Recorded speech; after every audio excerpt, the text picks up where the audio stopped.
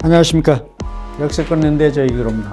오늘은 그 안심주택, 역세권 안심주택인데 서울시에서 지난달에 발표를 해서 언론에 많이 보도가 됐는데 굉장히 그 아주 좋은 정책인 것 같아요. 그래서 오늘 소개를 해드리려고 그러는데 지금 이제 뭐 초고령 사회가 지금 온 거나 마찬가지죠.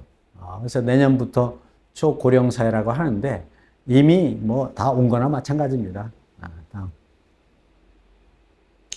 그래서 요즘 모두 부동산에 대해서 궁금하신 분들이 많이 상담들 하시는데 이제 이 연세가 드신 분들도 은퇴를 하셔가지고 상담을 많이 하시고요.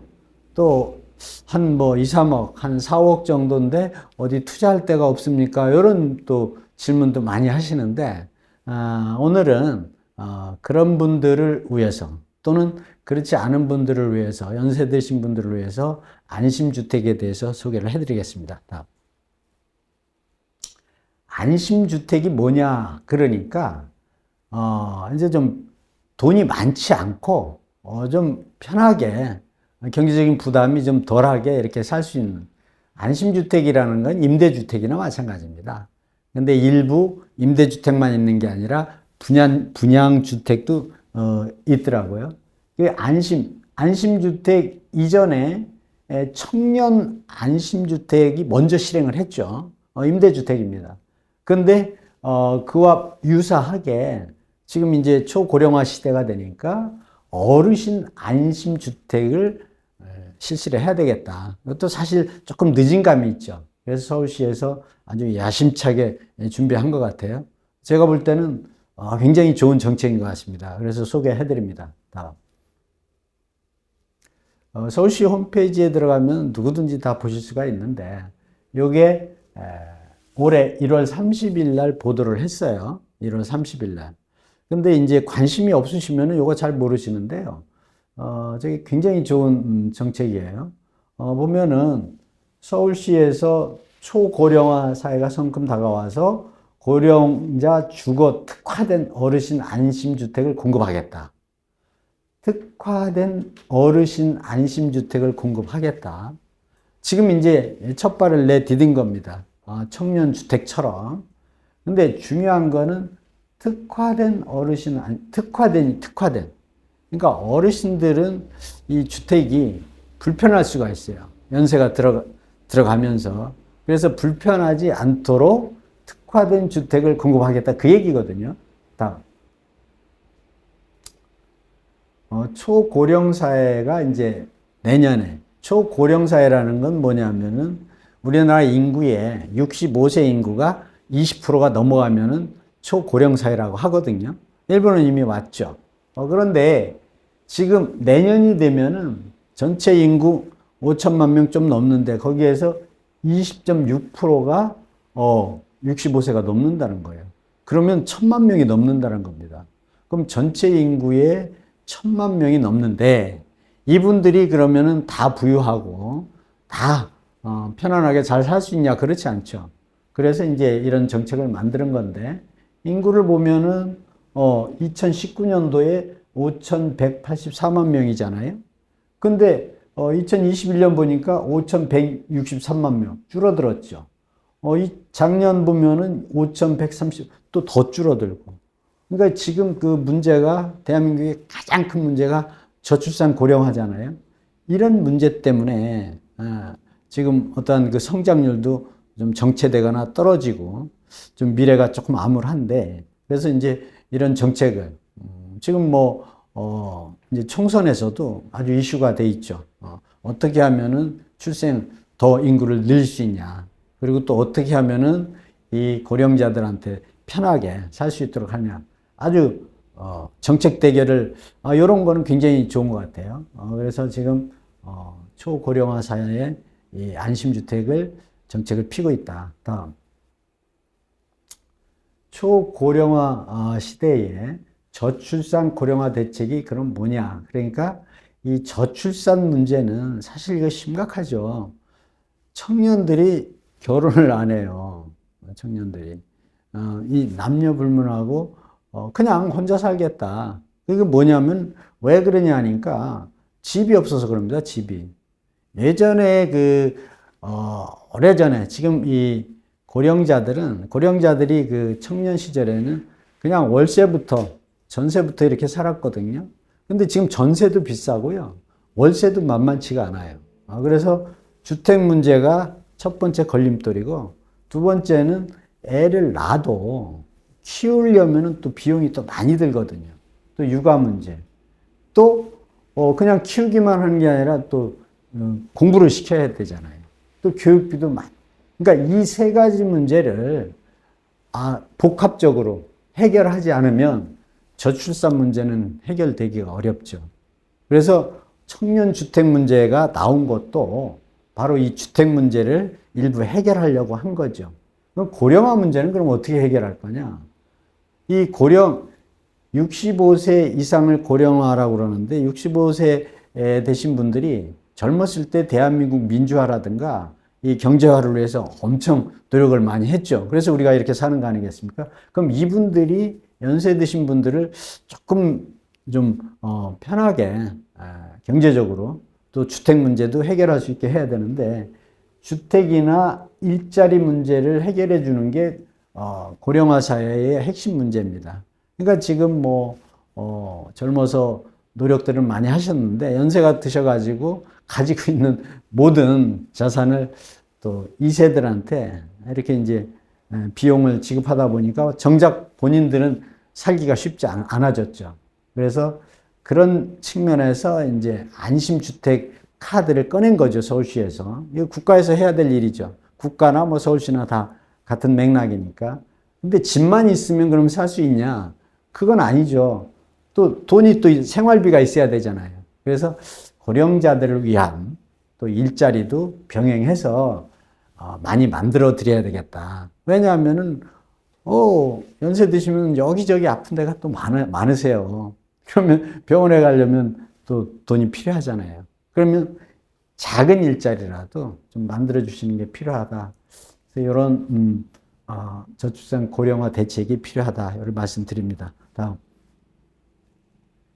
그럼 어르신 안심주택은 그럼 어떻게 진행을 할 거냐 하니까 좀 빠르게 스피디하게 추진하는 것 같아요. 지금 2월 달에 지금 이제 이번 달이죠.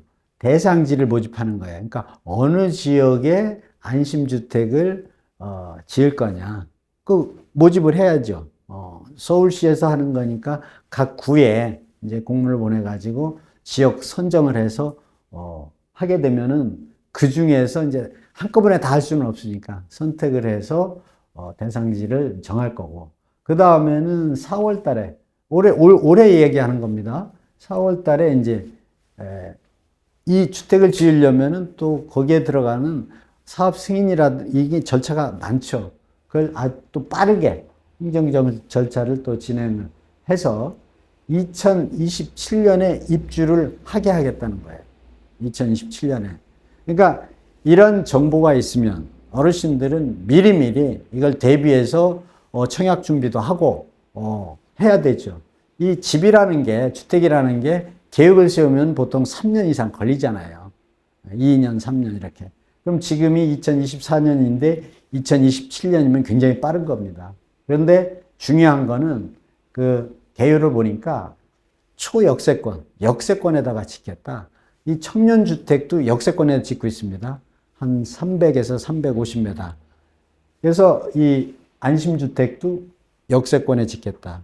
왜냐하면 나이 드신 분들 어디 가시려면은 이 역에서 멀면은 어렵잖아요. 그래서 가까운 곳에. 두 번째는 병원 또 가까운 데가, 종합병원이 가까운 곳에다 짓겠다. 그런 입지에다가 정하겠다는 거죠. 그리고 또 임대주택과 분양주택 두 가지를 동시에 공급을 하는데, 대부분 80%는 임대주택으로, 20%는 매입해서 그냥 살려고 하신 분도 있잖아요. 그래서 비율을 이렇게 하겠다. 더 중요한 거는 무장애 안전 설계를 적용하겠다. 이 무장애라는 건 뭐냐면은 이동하는데, 활동하는데 장애물이 되지 않도록 시설을 하겠다는 거거든요. 굉장히 중요한 겁니다. 무슨 얘기냐면은 욕실이나 침실 이런 데에 보탄을 누르게 해가지고 응급 구조 시스템을 설치하겠다.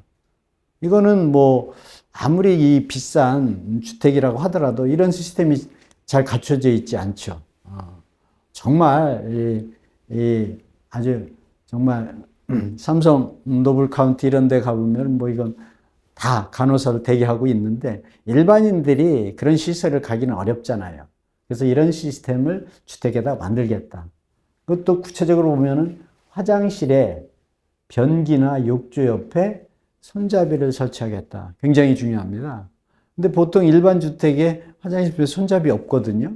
근데 이게 없어서 넘어질 수도 있고 사고 날 수가 있어요. 그리고 샤워실이나 현관에 의자를 설치하는 굉장히 중요한 겁니다. 이거. 왜냐하면은 샤워실에도 이렇게 샤워할 때 보면 일어서 가지고 샤워를 우리는 다 그렇게 하잖아요. 근데 이제 힘이 없을 수도 있어요. 그러면은 거기에 조그마한 의자 하나 갖다 놓으면은 굉장히 도움이 되죠.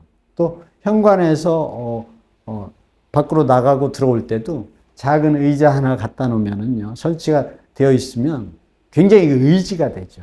이런 것이 사고를 예방할 수 있는 아주 중요한 시설물들이 되거든요. 근데 보통 일반 주택에 이런 거 없잖아요. 근데 이런 것이 간단하지만 집을 지으면서 설치를 해놓으면 어르신들한테는 아주 좋은, 여기나 사고 안 나는 겁니다, 사고. 그 다음에 모든 주거 공간에 단차와 턱을 없애겠다. 단차라는 건 이 계단을 얘기하는 거거든요. 턱을 조금이라도 없애서 밋밋하게 동일하게 하겠다, 동일하게. 근데 그러한 주택이 없거든요. 이런 것을 안심주택에서는 시설을 하겠다. 뭐 어려운 것도 아니고 돈이 많이 들어가는 것도 아닌데 지금 현재는 그냥 일반인들을 상대로 한 젊은 사람들을 상대로 한 주택이기 때문에 이런 시설을 하겠다는 거예요. 다음. 그래서 청년 안심주택하고 어르신 안심주택을 이렇게 비교해 보니까 거의 대동소이합니다. 청년주택도 돈이 많지 않은 청년들을 위해서 지은 거고 또 어르신주택도 마찬가지. 근데 청년주택은 100% 임대주택인데 거기에 반해서 어르신주택은 20%는 일반 분양을 하겠다. 그런 게 이제 조금 다른 거고요. 그리고 아까도 말씀드린 대로 무장애 첨단 IoT 설계를 해서 긴급 차량, 대기 공간도 확보하겠다. 뭐 또 식당, 150호 이상 되면 식당이나 보건시설도 또 설치하겠다. 그러니까 이 많은 돈이 들어가지 않으면서 어르신들을 위한 이런 시설을 해서 좀 편하게 사실 수 있도록 또 이 자금도 돈도 많이 들어가지 않는 범주 내에서 이런 정책을 폈다는 데 대해서 박수를 보냅니다. 다음. 그러면 초고령화 시대가 이제 왔는데 어르신들은 어떻게 재테크를 해야 되겠는가? 이렇게 이제 이게 정답이 있는 건 아닙니다. 제가 이제 이렇게 보면은 안심주택을 미리 신청을 할 준비를 해놨다가 얼른 신청해가지고 물론 신청했다고 또 다 되지도 않을 겁니다. 한꺼번에 그 많은 분들한테 다 충족할 수 있는 주택이 되지는 못할 테니까 그래서 준비했다가 먼저 선점을 하셔라. 그래서 좋은 주택, 이런 주택을 찾기가 어렵잖아요. 지금 현재는 없으니까 국내에. 그 다음에 그게 안 되면 역세권, 역 앞에 소형 아파트를 선택해서 들어가셔라. 임대가 되었든 매입이 되었든 그러면 언제든지 역세권의 소형 아파트는 사고 팔기가 쉽거든요. 그리고 일자리를 얻기 위한 노력을 하셔라. 왜냐하면은 돈 아무리 많이 있어도요, 일을 하는 그런 기쁨이 아주 크다고 그래요. 저도 뭐 굉장히 공감을 하는데 일자리를 찾고자 하는 노력. 이건 무슨 얘기냐면은 각 지자체에서 일자리는 많이 이렇게 만들려고 노력을 하는데 신청한 사람한테 한해서만 기회가 부여된다는 겁니다. 신청을 하지 않으면 아예 진행 자체가 안 되니까 신청을 많이 하실 거를 권고해 드립니다. 그래야 소일거리도 되면서 또 작은 수입이라도 또 되기 때문에. 뭐 운동하는 건 뭐 기본이잖아요. 근데 이런 일을 하시는 분들은 운동도 잘 하셔요. 일을 안 하시는 분들은 운동도 별 흥미가 없죠. 운동에서는 걷는 거하고 수영이죠. 근데 수영은 또, 젊어서부터 배우신 분들은 뭐 문제가 없지만, 지금 이제 새삼스럽게 배우기는 또 쉽지 않은데, 걷는 거, 산보. 요거만 해도 아주 충분하죠. 그리고 어르신들의 부동산 재테크는 절대 욕심 부리지 마시고, 지금 욕심 부리면 안 되죠. 뭐 돈이 많으신 분들은 뭐 욕심 부려도 되는데, 이 안심주택에 해당되는 것들은 돈이 많으신 분을 대상으로 하는 건 아닙니다. 그래서 욕심 부리지 마시고, 안전하게, 무조건 안전입니다. 부동산 투자가 안전성, 수익성, 황금성인데, 수익성이나 황금성보다 안전성에 포인트를 맞춰가지고, 투자를 하실 것을 권해드립니다.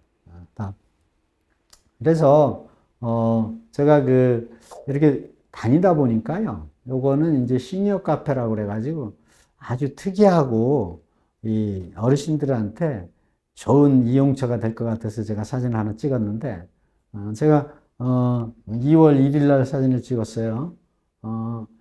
이 노인을 위한 노원 실버 카페다. 그래서 이 등나무 공원이라고 있어요. 노원구에 가보니까. 이 북부 미술관 맞은편인데 아주 그 건물도 멋지게 이렇게 져놨는데 이게 카페입니다. 카페. 굉장히 이 차값도 커피값도 저렴하고요. 사람들이 많더라고요. 근데 몰라서 이용을 못 하시는 분들은 많아요. 제가 이제 우연히 발견을 했는데, 지자체에도 이런 게 많이 있지 않나, 생각이 드는데, 제가 뭐, 다른 곳은 아직, 가보지를 못했으니까, 이런 데도 어르신들 많이 이용하시면 좋을 것 같아요. 그래서 올렸습니다. 그래서 오늘은 이 어르신 안심주택, 여기에 대해서 말씀해드렸습니다. 근데 꼭 이 안심주택이 아니더라도요, 소형 역세권, 임대주택이든 매입주택이든 이런 거를 잘 선택을 하셔가지고 생활하시는데 좋은 참고가 됐으면 좋겠습니다. 잘 들으셨으면 구독, 좋아요 눌러주시고 오늘 여기까지 하겠습니다. 고맙습니다.